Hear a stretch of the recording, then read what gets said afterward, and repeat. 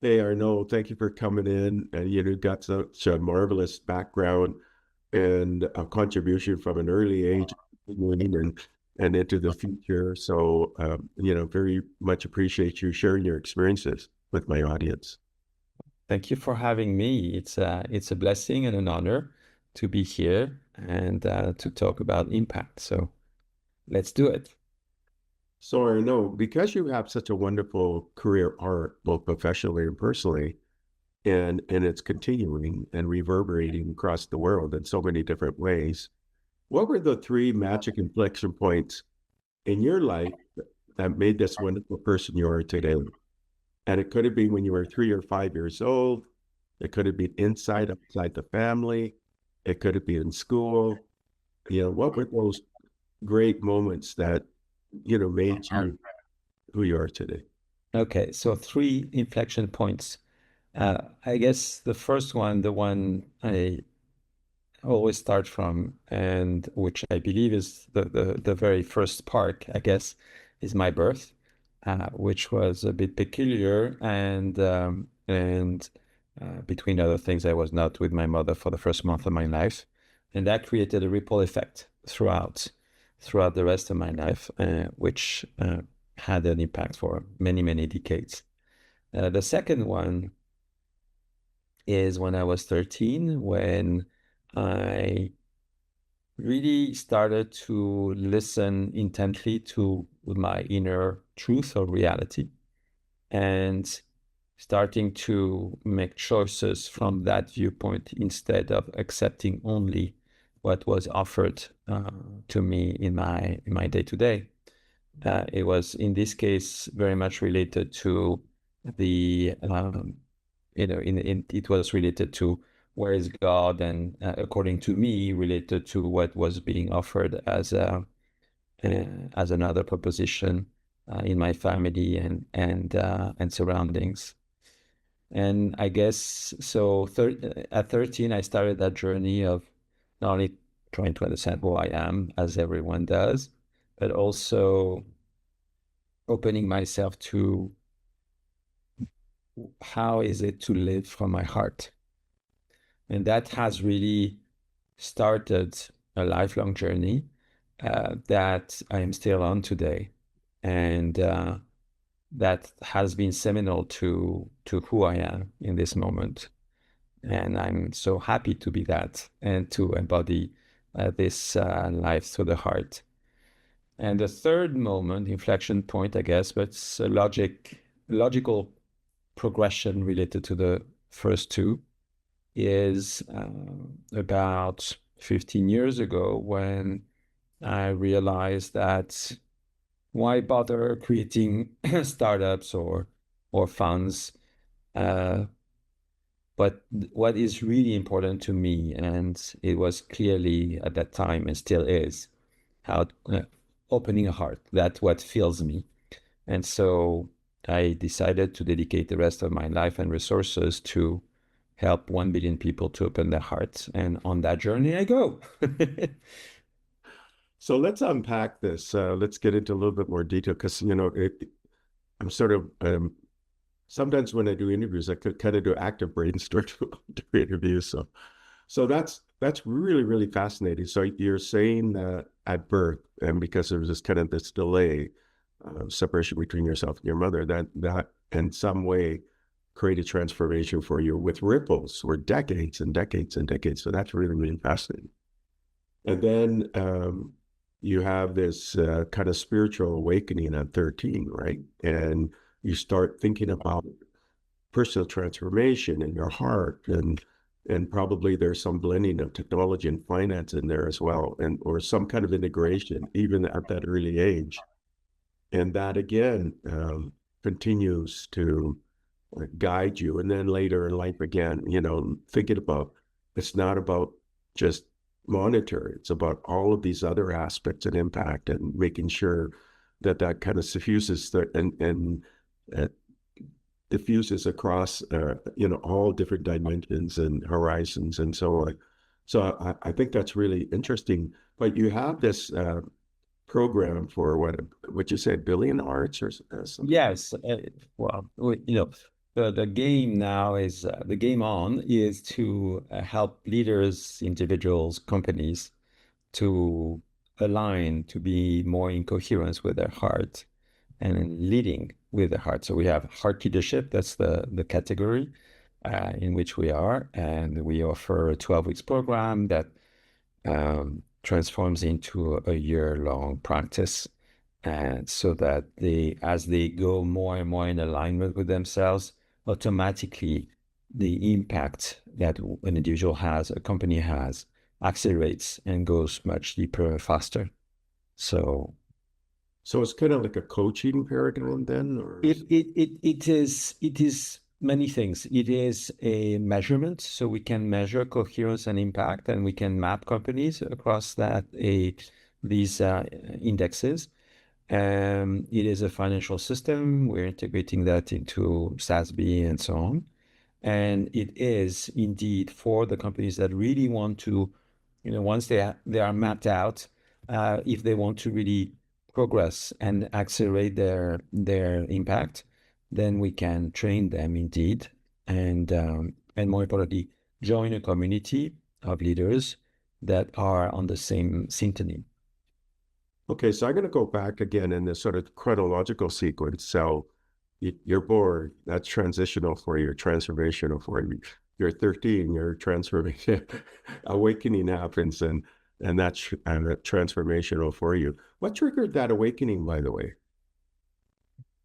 The one at 13, so the incidents that I remember is basically at that time, I was requested to attend church at school on one side, and with the usual Christian theology. And then my father wanted us to have prayers at home. And in both cases, they were offering that the only option for a communication with God had to go through intermediaries. And they have to be in church or in a prayer. And for me, that didn't make sense at all. It had to be everywhere. It is, within me as well. So that was the spark, so to speak. And then it took me a few years to realize that, well, one thing that was certain, all of a sudden, everything starts to not being sure what is what. And then what became certain is that my mind was not reliable. So I had to find another way, something that made sense, that was foundational to me. And the only logical explanation or solution was the heart.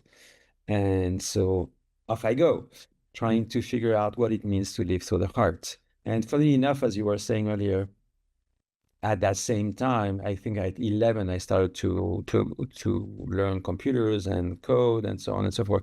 So there was already a little bit of technology there, although it was a separate track. And then finance came along when I started to be 18 and work in finance. Okay, so let's kind of look at that journey. And so now I understand, you're transforming during this age, but earlier there's this exploration of technology and programming and things like that. So was the environment you were in conducive to these kinds of things? And were you, no? No, it was totally by contrast. There was no, my parents were then definitely not in the hippie movement or in spiritual development and whatnot. No. I was on my own, clearly. So even at an early age, like you said, 11, you had some interest in computers and science and but also maybe poetry, or what were the things that were really interesting you when you were really young? So when I have to thank my father, he offered us the first computer. It was a ZX81 from Sinclair at that time. I mean, something relics now. And so, yeah, at that time, poetry, I mean, I was reading a lot, yes, for sure. Computers were interesting because I could create things with them, and that was fun. And I guess what was meaningful is that a truth that I was feeling inside was starting to supersede what was offered by reality, and came out of that many truths that started to show up in conversations with people, etc. And I was starting to help them on their own journey. I didn't know why I knew that, or if it was meaningful in any way. I would find that out in books years after, in the Bhagavad Gita, or the Vedas, or the Kabbalah and so on. So it's again, it's like you're walking in a fog. You know that there's a light at the end of the tunnel. You just have no clue whatsoever what it means to be in that light or how to get there. So it's maybe more of a maze than a tunnel, actually. And you discover step by step because there is no other choice. You just know that in the back, where you're coming from, that's not the solution. So you have to move forward, which is what we all do as human beings. Maybe not to the heart specifically, but we all trying to figure out what it means to be us, to be ourselves. And yeah. So you have this innate curiosity. You feel some kind of other mechanisms drawing to you, and the universe perhaps calling to you in different ways, right? Maybe.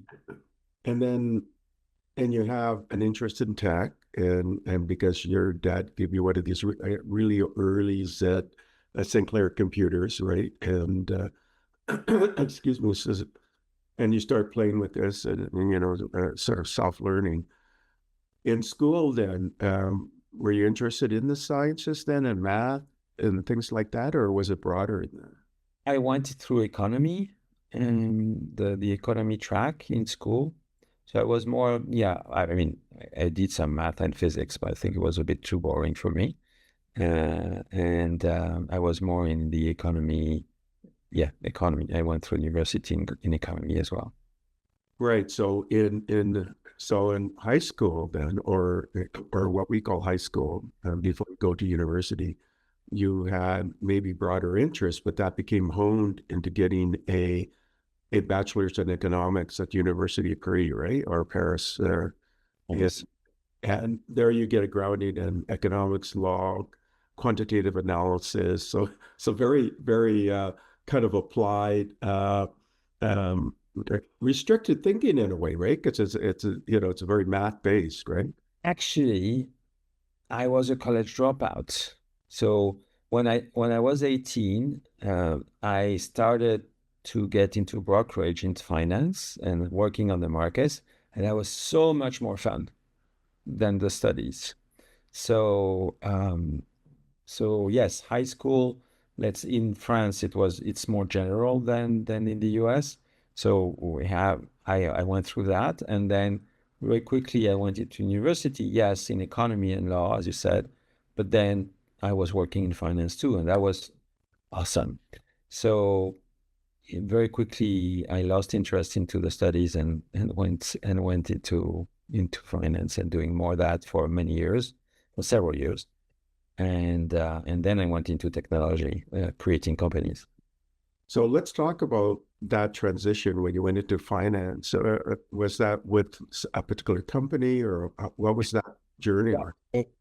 I went to the best broker in Europe at that time, and they accepted me to work on the market. So at the time where there was a pit and traders and all that stuff. So I became a runner first and then a trader for many years. And I was successful at it. So it was fun. And then again, I lost interest in that because it was just making money for money. That had no point for me anyway. So I wanted to technology again. So then you went into working for a startup or founding your own startups. How did that work? Yeah. So the first thing I did was to start offering. No, I've always been independent. So always created my own things. So my first company was offering tech services to finance companies, creating back offices and whatnot. Then I created a startup in telco at the time in Paris. That was quite interesting because there was a monopoly in telecommunications, so it was a bit gray area, let's put it that way. And then came internet. So then it started the journey of putting all together from a tech standpoint and learning the ropes by offering services to companies first, and then creating a startup in logistics that would model the logistics path for e-merchants and throughout Europe. That was my first successful startup. And then after that, I went to live in Spain, and I had a commodities fund, a startup in offering eyeglasses, subscription eyeglasses, internet, and a healing center at the same time. And that was a blast as well. And then I came to the US.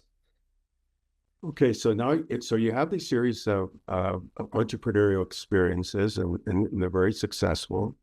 And so you understand the internet, you understand mobility, you understand finance, you understand e-commerce, and you understand how to connect all these things together, and you understand back office. And yet you have this other human-based side of it. So what triggered that human-based exploration? Even at that time, you're doing startups, but you're also having this human, kind of soul-based entrepreneurship. What triggered that? Well, I never left it.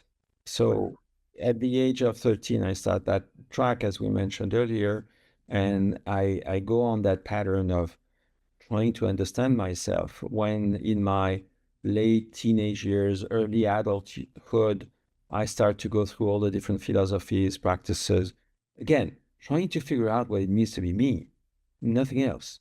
What does that mean to be human? I have no idea. I'm still discovering what it means. Obviously, also many issues with my parents that needs to be sorted out. Again, fueling that need of understanding myself, and so I go on a quest of trying to solve this or that issue that I see in myself, and again discovering new techniques that helps me to do that on that and to go on through that process. So a lot of self-investment or investment in self, whichever. And as I do that, I start seeing progress. Fortunately, I discover, I think when I was 23, that there was an incident at my birth. So what I tell you now, I didn't know for the first 20 plus years of my life. And then starts the journey of figuring out how to release what what has been created at my birth that is still having an impact on myself, which will take 30 years to release completely. So it takes quite a while. Patterns, in my experience, in some cases, and more so if it starts at birth, takes decades to be released completely. And I was active to trying to figure it out. Imagine a person that is having the issue and not trying to figure it out. That's worse. Anyway, so I am on that track of working on myself, and then gradually, as I start finding solutions for myself, I start again to help other people around me. And that's what led me when I was in Spain to open a healing center and starting to help other people on their journey. So I had two lives. On one side, the one that is seeking itself, looking to live through one's heart. The other was, what is socially acceptable, so to speak, and also interesting, which is the finance, the technology journey, etc. And it was really lived at two different tracks at first. It took a few years, a few decades to get to so that they can become completely intertwined. So during this time, you published something, right? Or did you not? I get the sense that you're writing, or I I started to write or to publish after my trip. So once I arrived to the US. So I stayed 7 years in Spain, and after that I went to the US, and there I published my first book called The Human Project. Yes, which is a very small story about how two angels becoming human. so it's kind of like an inside out approach to human and evolution, societal evolution. Yes, very much so. Very much so. The thesis is, well, that so we are angels, how do you say that? Disguised as human beings, and we forget in the process, from that transformation, we forget who we are, and then it's a game, it's a dance, and the game is to go back one way or another. So you wrote this as a narrative of exploration, but not as a fable, right? It's sort of like these are realities that are for you to realize they're there and to open up people's minds to the possibilities. I, I wouldn't be pretentious as to say this to open people's mind. It's for me, it it came to life on its own in the sense that I was in Sedona in Arizona at that time, and it took me 3 weeks to write it. It had to be written. For me, for whomever, it doesn't really matter. What matters is that I think when I look at it now, it's more like one of the stones on which I stand my framework. I mean, not saying that everybody's an angel and so on, or maybe they are, and it doesn't really matter.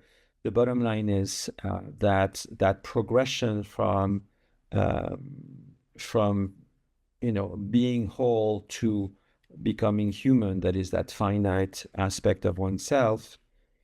Well, this is clearly something that is core to what I offer to the world, and it's more of a fable, as you mentioned, but it's a nice one. But you started a publishing company of some sort as well, right? Or not? I mean, it's a small publishing company, right? I want to learn what it means to publish a book. And so I did it. And then I published a few things. I created a company called Heal Through Words, where we were publishing inspirational quotes and in order to inspire people indeed, and help them on their journey. And we were able to reach 50 million people. Never figured out the actual business model around that, but it was working. It was inspiring, and that was amazing. And then but never was able to actually convert it into an actual business. So I had at some point to say, okay, stop. Let's find something else that makes more sense. And that was the early. So I already had realized that my life purpose is to help people open their heart. That's why I created that company. And it was I would say the early intents in that direction. But then I found another way later on, which is what we're offering today. Yeah. And then going back into your business side, though, even earlier when you were in Spain, you were quoted in your ability to see insights into people, right? Customer loyalty insights. So in a way, that's kind of marrying this sort of soulful side, and then it's being applied on the business side because you're being quoted for for these insights you have about customer loyalty, but they're all connected in all these different ways. Where Yeah, I mean, my initial intention was to help people see, not see, physically with their eyes, but like see where they are living, what they are for real. And so I created a business for that, which doesn't make sense technically, although it does make sense because I was able to help people to see. And I was a bit too early for the market at that time, for that market.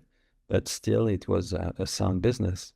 So yeah, I've always been, so there was already a bridge between the two tracks, right? And for better or for worse. So you have this human project that's kind of outlining this inside out approach to human and society evolution. I guess it's a really interesting idea. You have this publishing house so that you can explore that side as well. You launched this Heal Through Words, the digital platform for heartfulness. So again, this kind of heartfulness idea, and it becomes big, right? Millions strong, and delivers inspirational micro content and coaching for personal well-being. Yeah. And this publishing company, right? That name, you use that to create the heartful method, right? Yes. Talk about that. So Tapuat, which I discovered 20 years ago, and I didn't know why it was important to me, but I don't know, domain, and took it for myself, and uh, that has been the guideline. So Tapuat means eternal rebirth in Hopi language. Nice. Eternal rebirth. That's, I think, a very core as well aspect of what I offer to the world is, from my viewpoint, each choice we're making in our day-to-day is a rebirth, a small one, a tiny one, and then our bigger ones, and so on and so forth. So, so Tapuat has been the guideline for the last 20 years for me, and now it is the name of the institute, and the Heartful method has never been a method per se. Throughout the last 30 years, as I was going through this journey that we mentioned earlier, charts would show up to help me understand, again, the coherence of this world I'm living in. So simple drawings that, again, because of that simplicity, would say, okay, that works. That clicks, right? And that coherence I was seeking would appear with these charts. 160 charts later, I said, oh, maybe there's something there. That's something that I can share. And as I had in that healing center that I was mentioning, experienced the power of helping an individual release a pattern, the experience of seeing an individual open their heart. So in other words, finding more coherence. That is exactly what I wanted to do. That was the realization in my 40s. And so then maybe I can do that with that method, with this collection of charts. So I started to put them together, and I started to find CEOs that would like to work with me, and that it was a bit leading edge at the time, still is. And I was able to find some that were ready for that, and see the transformation that it unfolded was absolutely amazing. And so it took me many years to release the need of staying in a little corner and just doing it with one-on-one and stay there. One seminal moment for me was a friend who told me, you need to create a kind of a manifesto of what you're offering and so on and so forth. That's how the second book, I was born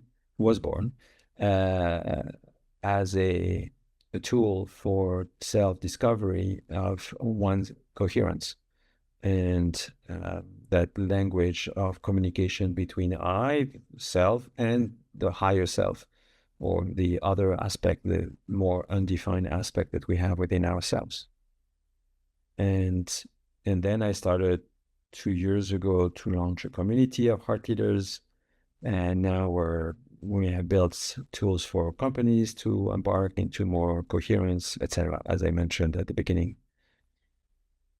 So that's interesting. So again, because you have this business, entrepreneurial, finance background, then you're tying this into like an economy, like an ecosystem, right? And because you're dealing with leaders who are grounded more on the business side, you've got a bridge for them. Otherwise, they won't get it. Yes, exactly.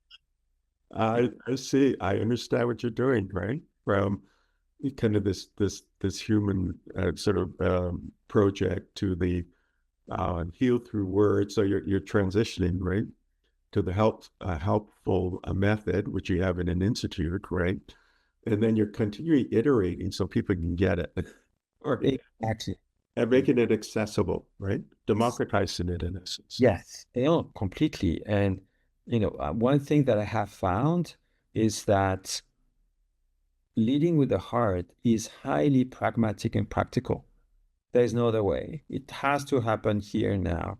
And, as Occidentals at least, but in general as humans, we tend to be projected in the past, the future, the concepts, the others in general. So we're not here now.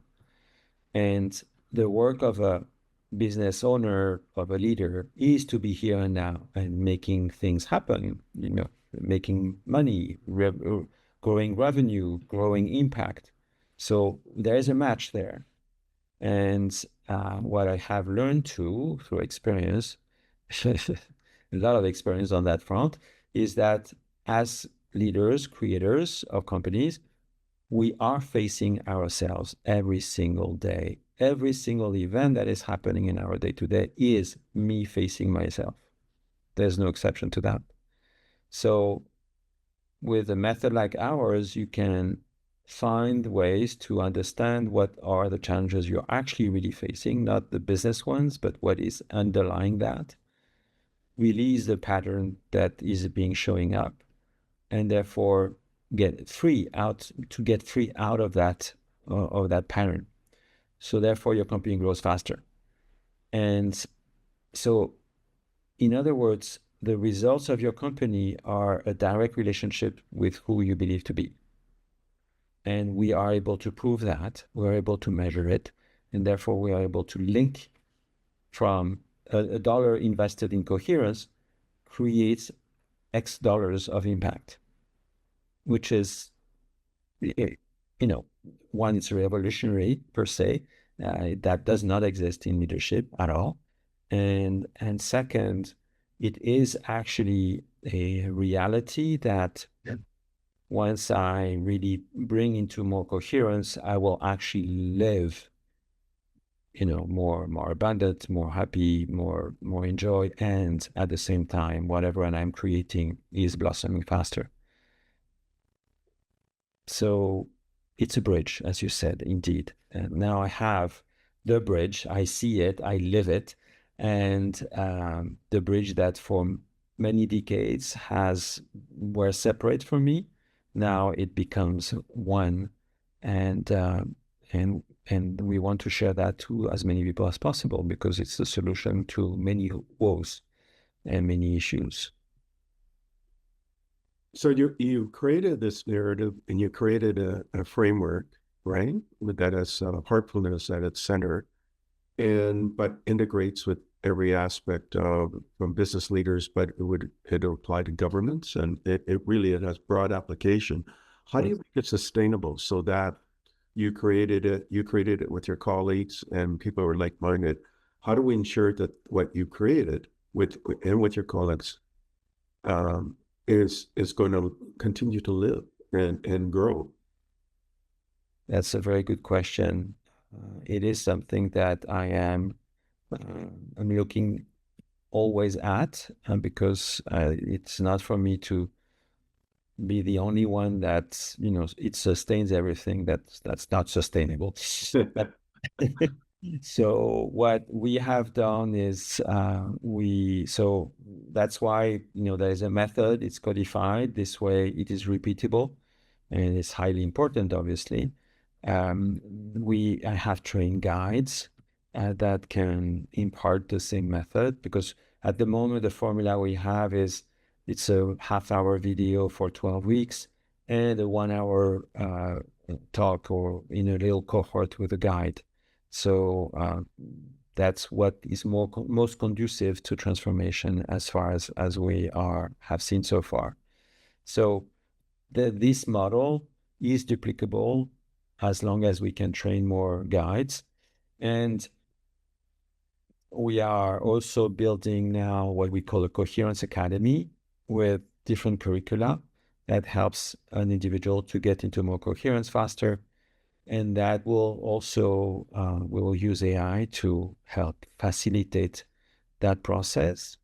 And as we do that, then we can scale faster and be more accessible to more people. So this is the strategy we're working on at the moment. But there's a core leadership. There's some distribution of the core leadership. How does that succession? So you have mechanisms for people to acquire and to grow, but the universe is evolving, the society is evolving, and the means of these, the methods you're using will evolve as well as humans evolve, right? As the planet and the universe evolves. So, and right now in your leadership guiding that, how do you make that guidance part sustainable as well? Okay, great question. So I'm going to be a bit cheeky.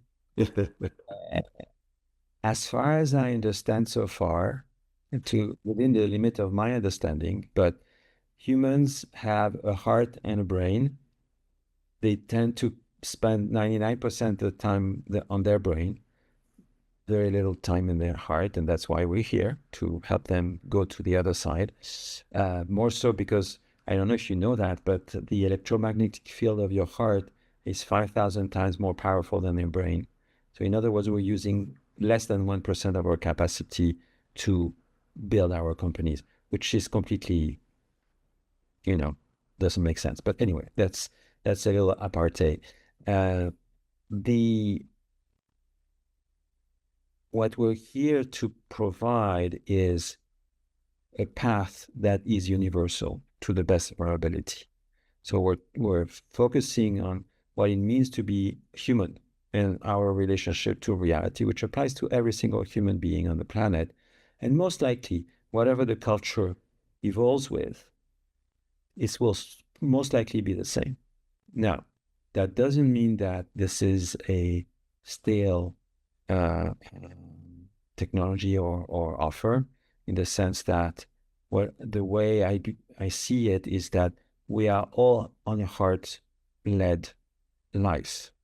And it's up to us, or at least the ones that want to actively do it, meaning who embrace heart leadership, and that's hence our community,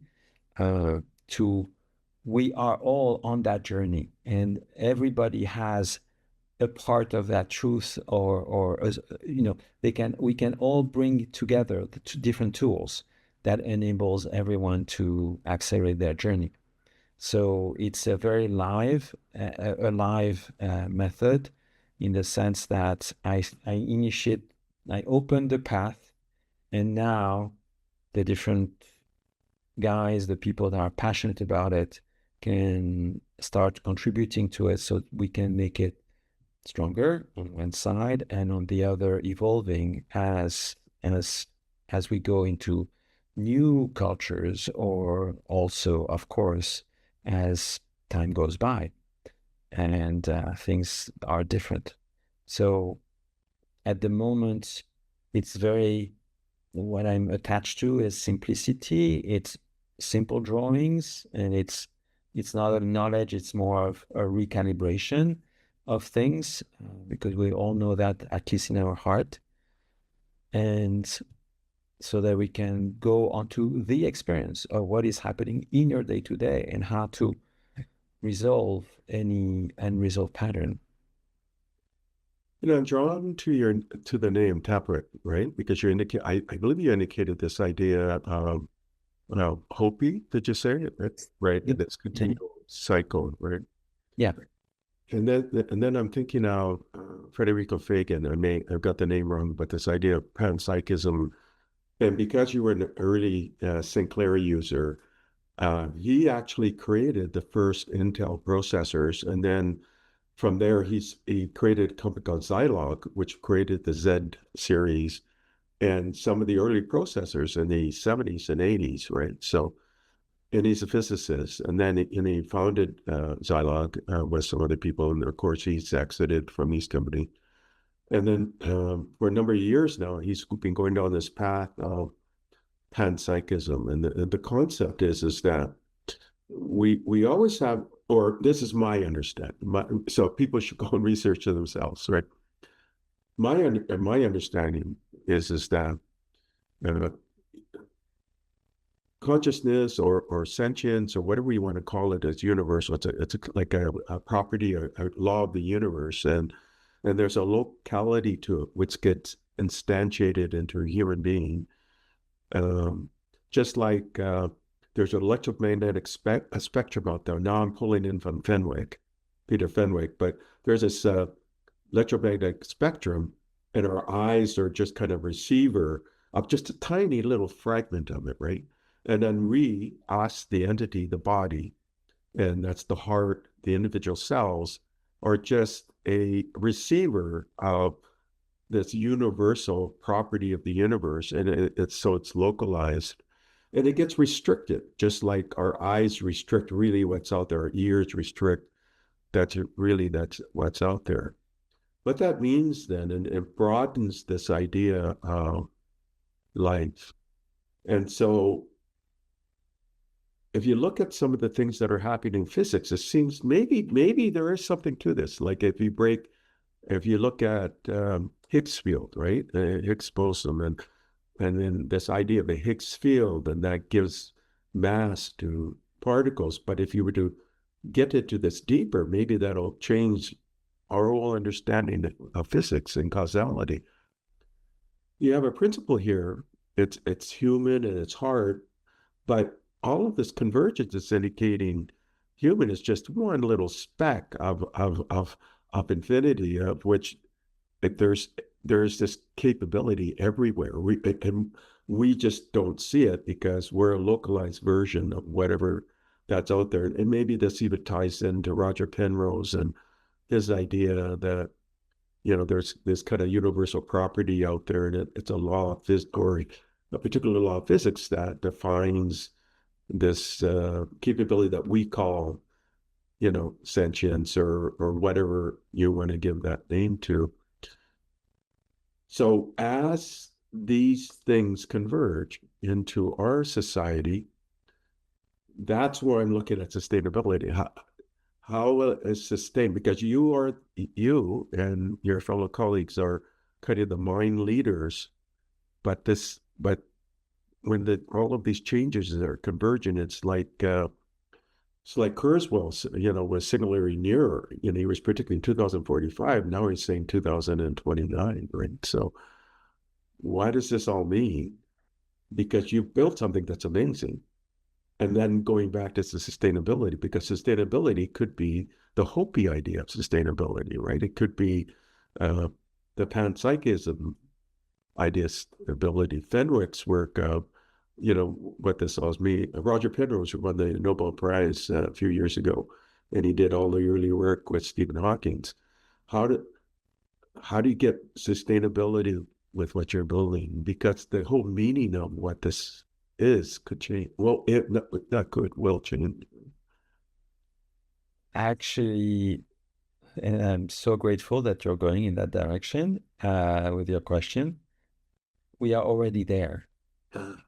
The core work that the Heartful method is delivering on is to help an individual, a company, to get from a place of linearity of thinking, like physics, the way we know them, to a place of feeling of everything is vibration. Mm-hmm. But in the experience, not as a concept. So which would be an equivalent of quantum physics related to physics, right?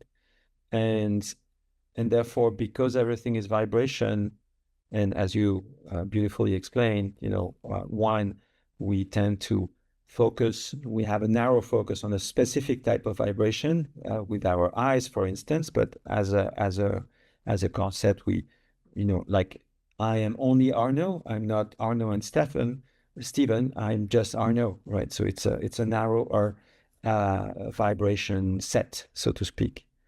And within that scope, this set of vibration called Arnaud has a set of experiences which are also vibrations. And therefore, within these vibrations, there are patterns. And these patterns have a source. And so they can be reprogrammed, so to speak, or rewired one way or another, this comes from our choices. And once the pattern is rewired, then all of a sudden I explore another set of experiences out of it. And what I'm talking about is not a concept, it's actually the way we live it. I mean, in the heart leadership world anyway. And that opens the door to amazing things, and not only for our businesses, but also how we live ourselves. In other words, if I am indeed in a vibrational world, which is again my experience, that means also that everything is a reflection of everything. And that opens the door to another framework that has nothing to do with the existing way of seeing the world, where every choice I make connects me with a set of new experiences or events that brings about a new way of experiencing myself, and so on and so forth. So we are that bridge between the old world, so to speak, and the new one, the one that you were describing now. And it's like going from the usual computer to the quantum computer, right? It's a completely different scenario. And this is what we call our heart intelligence. It's there already, available for everyone to tap in. We call it intuition once in a while, but it's actually a much, much different and much bigger resource. I mean, nowadays, when I work with someone, I have access to so much more than just the physical senses, so to speak, and the person also, and then as they grow up or become more and more aware of themselves, they start opening up that narrow band and be able to, well, they grow in many ways. So I know, because we're down to the last few minutes, and I realize we could probably spend a day to kind of mine each one of the areas, but Sure. but again, we're confined by this locality of uh, so where do people find more information about what you're doing? I mean, they can search for your name, or are there specific brand names or trademarks or names that you reserve that people can search for, or put it into their AI agents to find out more? On the AI agent, I don't know. I don't know if we are there already, but the core name is Tapuat, Tapuat.com. If you look for Heartful Method, that works too. My name on LinkedIn, I'm there. There is a project called the Heart Economy we're working on as well, and that would be amazing. So that's already a good start. Yeah, and you have a podcast series or something like that too, don't you? Or no, not yet. No, no, not yet. Not Yeah, yet. okay. But you definitely have a heartful method leadership series, right? To Yes. with and things like that. Yeah. And you've got a youth program. It seems to me you've got some kind of a youth program as well. Well, I do have a nonprofit which started to work on, because again, in this journey of mine, I wanted to help kids in this case to acquire a sustainable financial literacy. So we created a nonprofit. We're helping kids in schools to learn sustainable financial literacy. And with the same nonprofit, we're also helping BIPOC women, entrepreneurs, to go through the leadership program. And so we use the nonprofit for these two purposes, and I'm very happy about that. Right. So you got nonprofits, youth, leadership, entrepreneurship, right? And these Yes. are you working with Jean-Philippe Courtois by any chance as well, out of France? Because he's got an entrepreneurship program that's France-based. I see some synergies between what you're doing and what he's doing, and he's based out of Paris. So, mind you, you live in the U.S. now, right? I live between US, France, and Spain, so it's kind of all over the map. Yeah, I would suggest you connect with him because I Yeah, think it's much okay. influence to what you're doing. We're down to the last a few minutes. Is there any, so two things. Are there any recommendations you want to give the audience and, or, and it can be and, or questions you want to leave the audience as well? Ooh, okay. So one thing that I would like to share with the audience is if you feel stuck or if you meet with a challenge in business, remember that it's never about the challenge you're having. It's always, at least in my experience, about something that is active now that wants to be released. And so call us so that we can actually do that. And I guess the question that arises is, uh, why is it that you're continuing to insist on using less than 1% of your capacity as a leader, as an entrepreneur, as a human being? Could it be interesting to start to explore further? So let me throw one more question at you. Are you finally released from your work? Yes, it happened about 7 years ago. And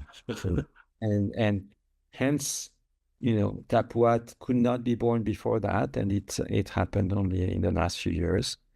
So Tapuat exists since about 5 years, and yes, so I was able to, but it was a major one. So that's a good way to complete this conversation. I know it was such a pleasure to talk to you. You're so soulful and wise and successful across many, many dimensions, right? And definitely a servant leader to the world. So thank you so much for coming in. Thank you so much, Stephen, for this. It was amazing. Thank you.